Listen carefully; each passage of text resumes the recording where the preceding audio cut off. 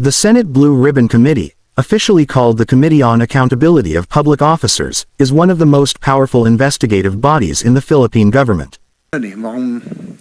Mukhang Engineer Alcantara, ano sabi mo? Nag-usap kayo? Your Honor, Hindi ba siya natawad sa inyo dahil ito doon? po, ang unang nag-message po sa akin ang asawa niya. Sabi niya, hindi ba pwedeng mag-usap kayo ng Epong kasi ilang araw na siyang hindi nakakatulog. Sabi ko, wala namang problema. May mga kumakalat po na recording. Alam niya po. Ang sinabi ko sa kanya, kung tandang-tanda ko po, sabi niya, boss, nalulungkot po ako eh.